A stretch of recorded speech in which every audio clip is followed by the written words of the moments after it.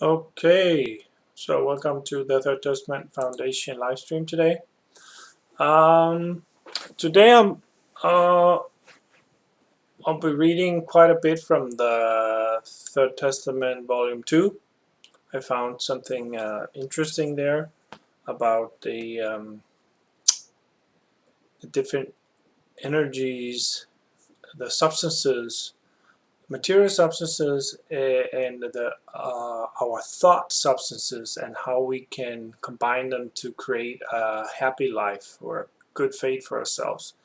And Martinez talks a little bit about that in the volume 2. So, so before we do that, just a little bit about where we are in evolution here on the planet. We are the human beings on this planet here, going counterclockwise in evolution towards the star, and we see that the beings representing by these white balls around the edges are at different evolutionary stages in evolution, uh, even though we're all incarnated on the same planet. So that, of course, gives some frictions and things we have to work out in order for us to get along. So we see how we're going out of the orange and into the yellow. That means we're going out of the animal kingdom, where the killing principle is the law, or the every man for himself is the law of the animal, the law of the jungle.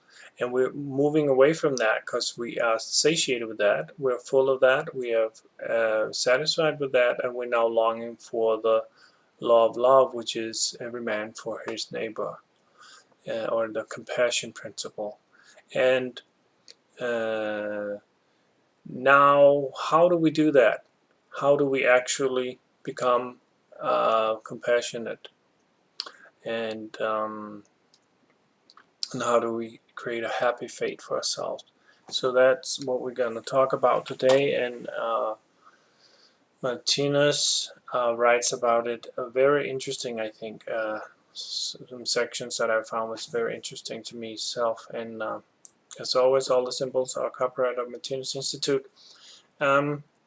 So how can we create this happy fate? We see here we are as a being with a triangle, and we're sending out these energies, right, that are going.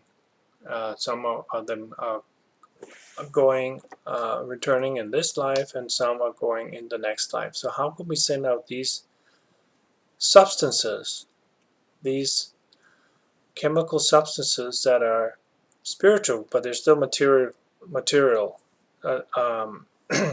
So how do we understand that? What is a thought, for example? That's why. How can a thought be a material substance? Well, a thought is a material substance because we have these different um, we have these six kingdoms uh, represented by the six colors, and in each kingdom there are different energies, and these energies have different penetrating abilities. And so when we talk about material world, we usually think about the three bottom ones, the mineral kingdom, plant kingdom, and animal kingdom. But actually, the real human kingdom, the divine, the not the intelligence kingdom, but the kingdom of wisdom and the divine world, they actually consist of matter as well, but this matter is just immaterial matter. So it's invisible or spiritual matter, but it's matter nonetheless. So, and that's when we think about thoughts. Thoughts we are visible, but it still consists of ray formed matter or spiritual matter. So it's just at a higher wavelength and with a different penetrating ability, which means that it's still a matter, but it's just a spiritual matter. So it's still something created in X3, as is all of the six colors, all of the six life zones in this spiral cycle. Yeah. So With that note in mind, let's go on to the reading part, and let's see here. There. Okay. Let's see if we can close this down. So it is obvious, however, that if the whole of life does in fact constitute a chemical process, then it is impossible for human beings to reach perfection as long as they still know only about the reactions of purely physical substances. As our entire mental world is made up of the chemical reactions of energies to exactly the same extent as in the physical world, human beings cannot, in the long run, continue to rest content with a knowledge only of the working of physical substances and forces. They must also learn to know all the true reactive faculties of the power of the mind. In this respect, we can just as little blindly leave it to Providence to protect us from dangerous mental energies as we can leave it to that same Providence or to some non-physical beings to protect us physically. This is not by any means to deny that such help exists. On the contrary, as we shall return to later in Livets Bog, such assistance does exist to a high degree. But its purpose is not to give human beings such extensive protection that finally they can totally neglect to acquire knowledge of the difference between dangerous and harmless mental forces or thought materials. Help or protection of this kind is organized in the same way and follows the same principle as the protection given by parents to their offspring. Just as this protection is not intended to shield the offspring once they become adult, in the same way, help and protection from Providence against dangerous or poisonous mental or non-physical forces is available only in those situations which, in the area of the psyche, are due to a kind of childish ineptitude on the part of an individual, analogous to that represented in his physical existence as an infant. But the nearer he approaches the years of discretion, the more that protection is reduced, both mentally and physically. If it were the opposite, an individual would never be able to face up to life itself. If he continued to have unlimited mental and physical protection his whole life, either through parents or guardian angels, non-physical beings, then accordingly he would be quite cut off from having any genuine life experience. Everything would just be deflected by these protective beings, and therefore the individual in question would continue to lead a purely infantile existence. So this basically explains that we have to be able to make our own mistakes and pay for them with the consequences of our actions. We cannot just be like curling parents protecting our children all the time, so they don't really get to know how the real world is. So the same goes with the providence, that the beings that are protecting us, that they allow us to make the mistakes that we need to make in order for us to develop and experience the reactions of our actions. So, but life does not intend this for the individual, like being protected all the time. We need to learn from our mistakes. Yeah? It has a far greater plan ahead for living beings. Everybody grows out of the phase of the childhood. Everybody grows out of the phase of childhood, mentally as well as physically.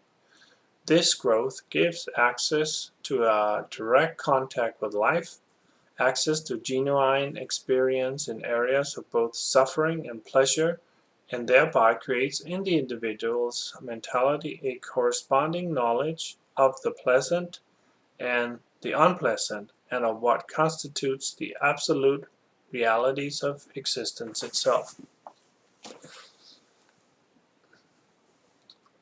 The truth of this is demonstrated clearly in everyday life.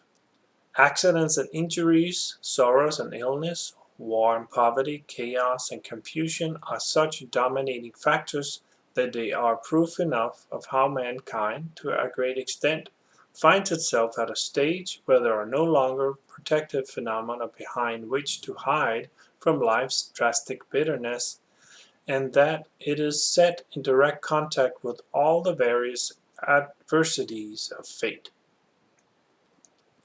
As these adversities are in reality just as much reactions between mental energies as between physical ones, while their particularly unpleasant nature is due to the individual's incorrect use of these energies, and this misuse is rooted solely in terrestrial man's ignorance, then it becomes obvious how necessary it will be for those sufficiently mature human beings to be informed about the special characteristics and reactive abilities of physically invisible matter or substances with which they have to work each day in the form of their whole mental life, mental development, and ways of thinking, upon which the entire formation of their fate is based.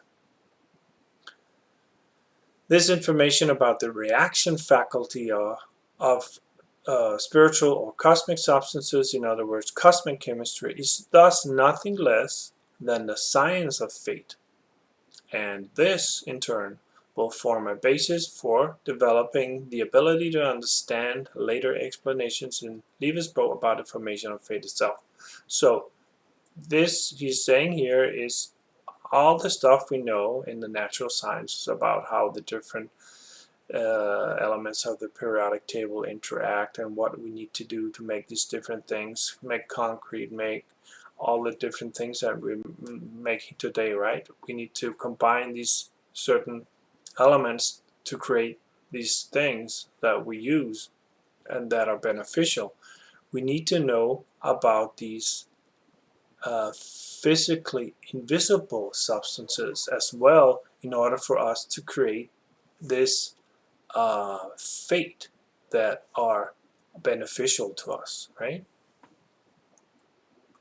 So, the fact of being informed about physically invisible matter, that is, substances of which our thoughts are built up, whether they are of love or hate, joy or sorrow, faith or doubt, hope or disappointment, undoubtedly gives one a mental superiority through which these phenomena are brought under the absolute control of reason and thereby of will. And when mental phenomena are controlled by reason, that is, when they become perfected intellectual acts of the will, then they will no longer contact each other incorrectly. A skilled cosmic chemist knows only too well the peril of making mistakes with substances, and he has to be on his guard not to handle them imprudently. Just as a qualified physical chemist will never reach the point of mistaking hydrochloric acid for water when he wants to wash his hands, and naturally will not consider a hot oven the suitable place for any possible waste dynamite, but in all ways tries to render his handling of deadly materials as safe as possible.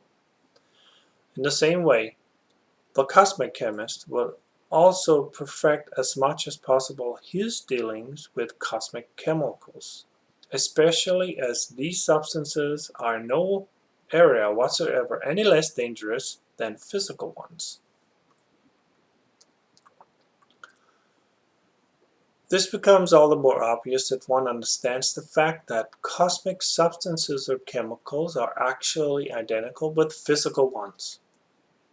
If they appear to be different, it is only because we're seeing them in different mixtures and combinations. When we see the substances of our own organism and those outside it, we call them physical. When they emerge in the conscious mind or the psyche, they have hitherto or until now remained unrecognized in terrestrial history because they have manifested in mutual combinations which, in volume and consistency, could best be symbolized as forming gas or vapor, which is so weakly concentrated that they evade direct physical sensing. They are therefore intangible. This condition has been described as non-material, a description which is, of course, incorrect. No kind of substance or matter can, in the absolute sense, be non-material. Everything is something, and something which is cannot at the same time be nothing. That the condition of some substance is such that our physical organs do not react to the nature of it, and thus there's no direct visible hindrance to our physical activities, does not justify analyzing that substance as being non-material. In recent times, people have certainly been shown that to a great extent we are surrounded by forces, rays and waves, which we cannot see at all, and so we have not previously thought existed. It is by means of these forces that it is possible to create so-called radio waves. By means of these waves, it has again become a fact that all kinds of theater, music, and song can pass into our rooms unhindered by walls or closed doors and so forth, and that these waves are able to fill the room without our noticing until we turn on the radio. Similarly, many kinds of energies are permeating our atmosphere, our surroundings, and our physical bodies without our being able to sense or in any way be aware of them. But, naturally, this does not imply that they are without importance. On the contrary, they contribute in the highest degree to the basis of our entire existence. The whole cast of our minds and mental life is made up of these energies or substances. In reality, these substances appear, as mentioned above, simply as expressions of extensions of physical substances or matter, which again, as we shall see in later chapters, simply constitutes concentrated matter or the consciousness or psyche. They constitute concentrated matter of the consciousness or psyche. So that's what we talked about in the beginning, that it's still in X3. So if these, even though these matters are invisible, they're still matter. It's still just spiritual matter, invisible spiritual matter. Cosmic analysis show that dynamite, gunpowder, and other explosives are not merely physical phenomena with which one can blast through rocks and mountains, or destroy the property and organisms of other living beings. But in a certain zone of existence, they are also the main life energy in the organs and flesh and blood of living beings themselves. If explosive energies were not able to exist equally well in the consciousness of living beings, releasing themselves through the organs, the flesh, and the blood in the same way as they can exist externally in the form of physical explosives, then anything existing under the concept beast of prey would be out of the question. The fits of rage, which give the tiger or any other predatory animal the power and strength to attain what is so vitally important for it, the overpowering, killing, and dismembering of its victim, is entirely due to the presence of physical explosives in its own consciousness or animal mentality. So that's when we talk about the orange energy, the killing principle, that's the explosive energy. that we're moving away from the animal kingdom into the yellow, which is the feeling energy or love energy. So the orange energy, the orange killing principle energy, the energy of gravity is expansion principle, like explosion, and the feeling yellow, yellow, the feeling energy or love energy, symbolized by the yellow color, is the contracting energy, the cooling energy of the universe. Naturally, just as the same applies to terrestrial man's outbursts of temper, which in actual fact are but the last vestiges of his condition as a beast of prey. So we see in people when they have a temper tantrum, it's basically this explosive energy that comes, this energy of gravity killing principle that's not being controlled enough by the cooling effect of the feeling energy, right?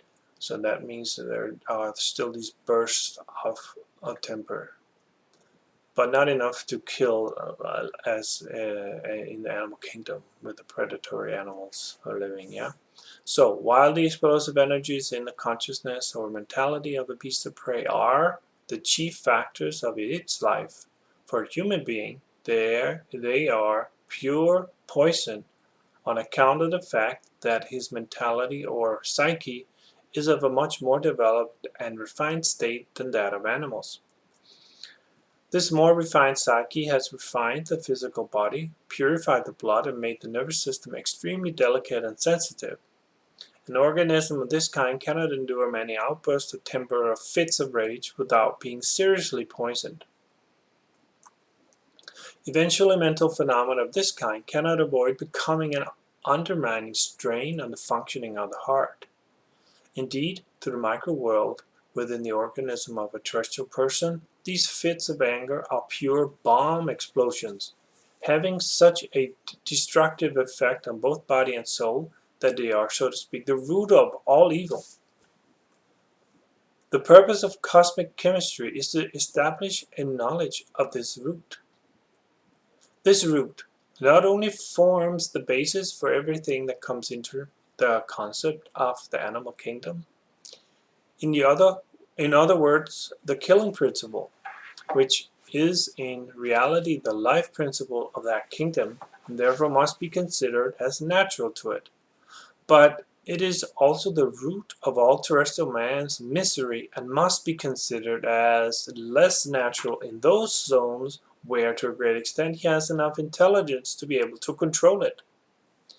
Nevertheless, because of habitual attitudes, fear of breaking with old traditions, dogmas, and customs, and fear of public opinion, he succumbs to the killing principle and, on practically all occasions, is its obedient servant. It is of course obvious that terrestrial man will be subject to an erroneous and unnatural fate in a zone where he handles vital energies irresponsibly and with great carelessness, energies with which he will create his own destiny, life, and existence. As a guideline or recipe for dealing with fate energies, he takes, for the most part, the opinions, traditions, dogmas, customs, and practices of ignorant and more or less superstitious people, rather than the scientific values revealed through Jesus in the Sermon on the Mount, and which through centuries have been proclaimed to millions of peoples as the correct constellations of cosmic energies for building up a truly happy fate. So that's basically love your neighbor, right? Love energy, and forgiving. Imagine bringing such recklessness in handling energies or chemicals into a pharmacy. Supposing scientific instructions and prescriptions were not observed, but dangerous chemicals were often mixed according to the notions, conjectures, and superstitions of all kinds of ignorant quacks, shouldn't one then expect, in the majority of cases, that the chemical mixtures arrived at would be far from a medicine for sick people? One cannot deny that it would rather prove to be a sure basis for destroying people's entire health and bodily welfare.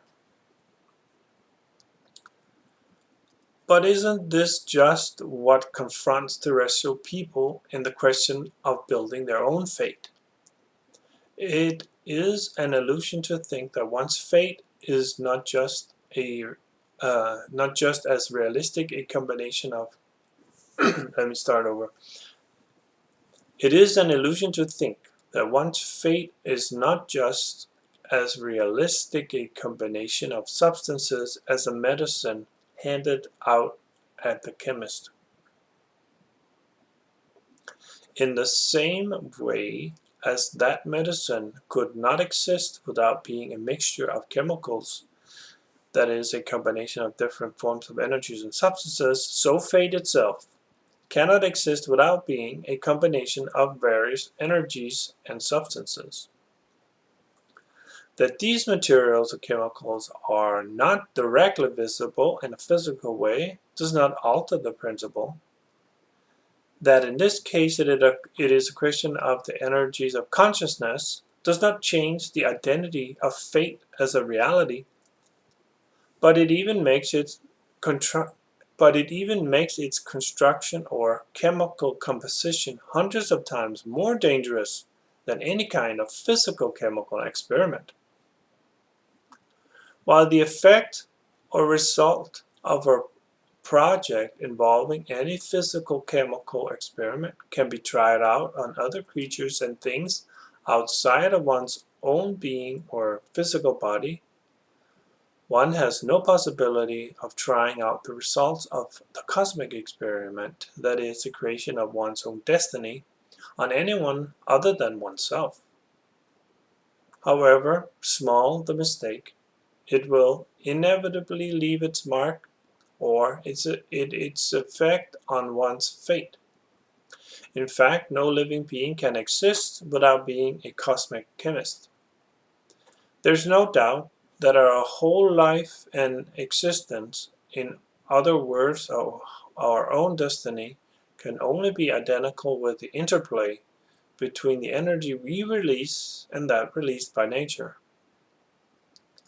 Each little thought, each opinion or idea, indeed even a being's smallest sigh, is entirely synonymous with those two forms of energy contacting each other. In this way, no living being's consciousness can be isolated from the energies of nature. Each individual's mind, in other words his mental processes, is an eternal and continuous interaction between the energies or substances of the I and those of nature. Thus the whole creation will be identical with this interaction, and this creation will signify fate, or life experience for every living being. So he's defining fate as the life experience we have in the interplay between our own energies and that of the nature, which means the energies coming from within us and the energies coming from outside in, right? So that is the fate. That is how we experience life, what we experience. As every substance of any kind of matter is a composition of various other substances or energies, then these energies will determine the character of that substance's particular reaction. One of the energies of which a substance is composed may be present in such a high degree that it completely dominates the other energies in that substance, and so, to a considerable extent, it is that particular energy which will characterize the substance reaction. The energies can also be of equal strength, and the reaction will again immediately be characterized by that. The energy or reactive potential of every substance will thus always depend on the mutual relationship between the substances or energies of which it is composed. Therefore, every substance will forever react in exactly its own specific way. Should it not react in its own specific way, it will always be apparent that within its composition there are already present some types of energy foreign to it, whose presence has brought about a change in the normal reaction.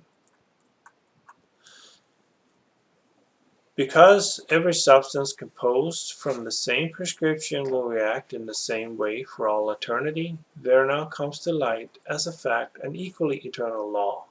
This law is recognized, for instance, by the knowledge that salt, sugar, vinegar, dynamite, indeed every existing substance in the universe, each has its own specific characteristic, different from all others. As we shall see later, the whole life of the consciousness or mental process is also part of the actual substances and matter of the universe. And furthermore, the looks, talents, sensory faculties, and character of every living being, as well as its purely physical state and manifestation, are all due to this law. Thereby, the same law becomes fundamental for the creation of all people's characteristics, their nationality and their frontiers, their culture and intellectual standard, their peace-loving or warlike tendencies, their dictatorships or their democracies. Whether one is religious or not, whether one is a free thinker or a missionary, whether saint or sinner, one is forced to recognize that all those special faculties of reaction which belong to all substances in the universe signify the irrefutable fact that the whole of existence, life itself, is based upon an all-embracing plan, in that every substance has its own specific ability to react. Then it is this ability which is indisputably the mission of that substance. With its particular form, character, and mode of operation, it releases a special purpose in the interplay of energies or forces which constitute the whole of the universe. Each one of its details, in microcosmos as well as macrocosmos, constitutes an absolutely irrefutable product of the exact precision with which all substances obey the above law, which consequently is in itself the foundation of all existence, the very basic law of life. In this same way, one can understand better the saying in the Bible that the hairs of our head are numbered, and that not a sparrow falls to the ground without it being the will of God. At the same time, however, there is the fact that we are living in the midst of all these energies. They are actually present in great numbers within our organism, in our thinking and mentality, just as we are unable to utter even the smallest sigh without the help of energies outside our bodies.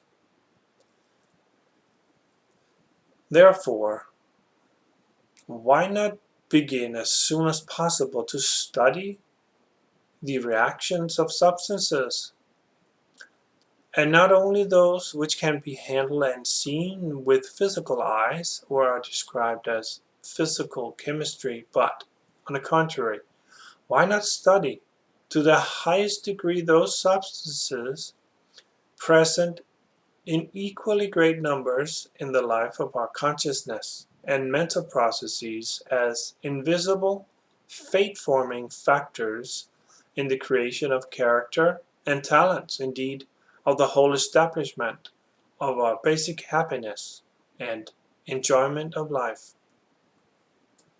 So that's a good question. Why not?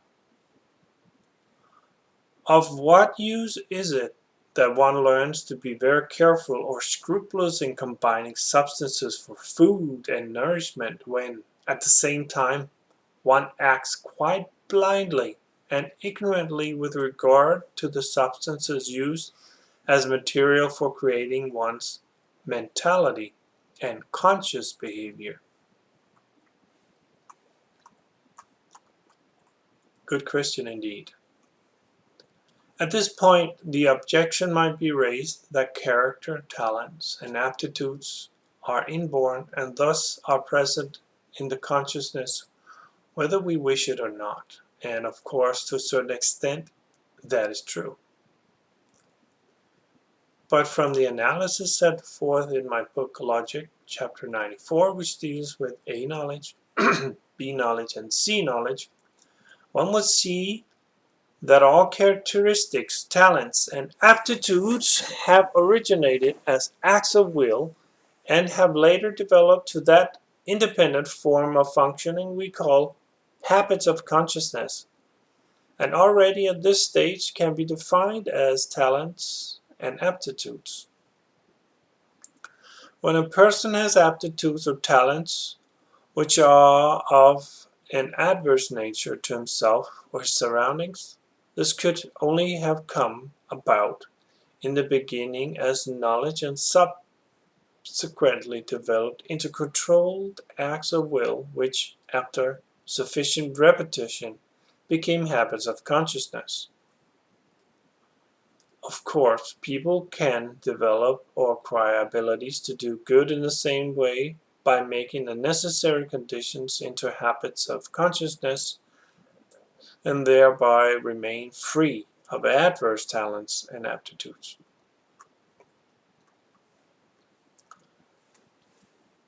Therefore, through using the will, one can begin this very day to employ better material for thoughts and for developing the consciousness. It is quite natural that this can be difficult, for it means a struggle against previously practiced habits, which have to be made over, so to speak, into habits of consciousness. And it is just this struggle against harmful habits which is stimulated, although in an unscientific form, by the humane religions. As harmful habits are in reality the same as an individual's use of wrong mental energies, whereby the way he manifests himself becomes a product of this harmful cosmic chemical combination in his consciousness, and therefore becomes damaging or destructive to himself, then cosmic chemistry remains an indispensable factor for the individual in his creation of a perfect behavior. Life itself offers abundant proof that the above is accurate and indeed a fact.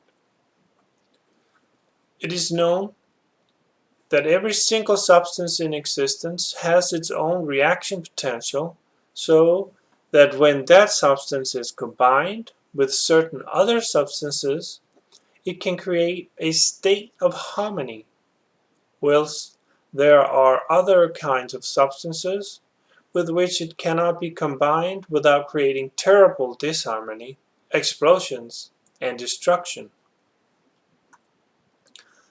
Therefore, it is evident that the combining of different substances or energies is by no means insignificant, for, in order to obtain a certain result, one has to follow exactly the prescription for the combination of those cosmic energies whose particular reaction can give that particular desired result, especially as this very result can actually only exist as a reaction of those energies employed. Perhaps the above can be more easily understood by the following example. If a man wishes to create a material form of one kind or another, whether it be a house, a garden, some furnishing or such like, first of all, he has to draw up a plan in his mind of how he wishes that particular form to be in its finished state. But making a plan is actually in itself nothing less than a cosmic chemical experiment. In order to make this plan, he has to gather together all his experiences in the special area to which that particular thing belongs. But these various experiences are representing thoughts, which again are made up of matter, spiritual matter, yeah? If these experiences are correct, then their chemical combination, which constitutes the ready-made plan, will also be correct. And then we say of such a correct or perfect plan that it is logical.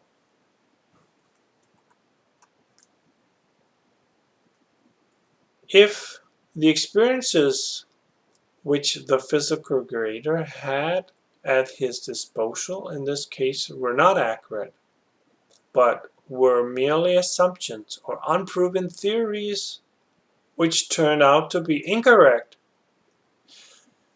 they would inevitably put their mark on the finished plan, and this would indicate that the cosmic chemical combination was a mixture of energies which did not fit together, in that they brought about reactions not compatible with the desired plan. The reactions of these alien energies would act as mistakes, thereby causing the plan to emerge as illogical. The above example is more than a mere example. It is the literal truth. For a plan to be logical, the cosmic energies, that is to say the right thoughts, have to be correctly combined and with no irrelevant energies, thoughts to disturb the harmony. If, on the other hand, a plan is illogical, the cosmic energies of which it is composed, that is to say the thoughts of which it consists, will be more or less irrelevant to that plan and will consequently be an obstruction to the attainment of the result that the creator of the plan had initially desired. Certainly, one of the most important facts to be found in life is that terrestrial people, to a large extent, are more unskillful in handling their cosmic chemistry. In other words, the thought material or substances which build up their consciousness. In the sphere of terrestrial man's consciousness, is there anything more highly apparent than mistakes? And in that same sphere, is anything lacking to a greater degree than logic? The whole world, all life, all consciousness, everything that can be thought or sensed downwards throughout the microcosmos and upwards throughout the macrocosmos, as well as through everything that appears in the mesocosmos, the sensory sphere of terrestrial man, as well as everything through all time which has ever been experienced or will be experienced in the future, all this is exclusively identical with the reactions of all the substances, both physical and cosmic, of which the whole universe is compiled.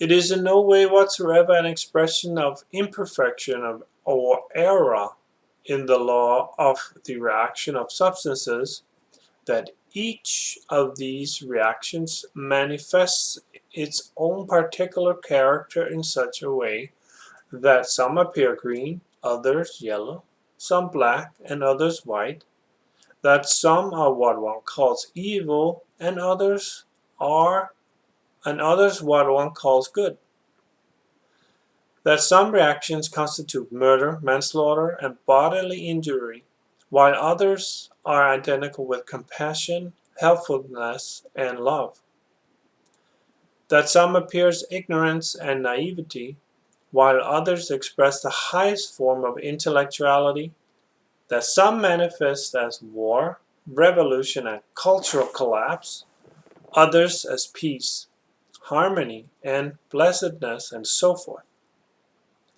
It is in fact quite the contrary, for all phenomena, notwithstanding in which of the above categories they appear, are just expressions of the absolute precision with which that law is implicitly fulfilled by the substances in the universe. Each owes its particular manifestation, existence, nature, and quality to the irrevocability of this precision. So this is the law, which is the law of the reaction of substances, right? The law of the reaction of substances, that is what you give out, come back and all that stuff. The law of the reaction of substances. Without this unconditional fulfillment by substances of the law governing matter, no organisms, no planets or worlds would exist. And that which today pleases, entertains, and develops living beings would not come into existence. The beauty of wild flowers, the oceans, foam-crested waves, the soft whisper of a forest brook, the secret thoughts of lovers, in short everything, beings, life, and objects, would be just a nothing. The manifestation of each living being is therefore possible.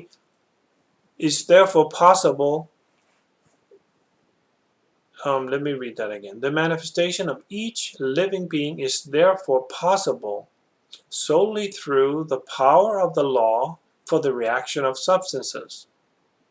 This law is therefore the framework for the whole universe and the whole of existence. So, that was all. But that's a pretty interesting law, yeah. He's talking about cosmic chemistry in that volume 2.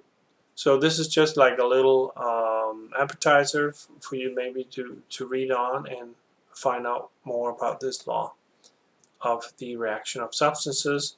And I thank you for your attention, and see you in a couple of weeks. So no live stream next Saturday. So 2 weeks from now we'll have another one. And see you soon.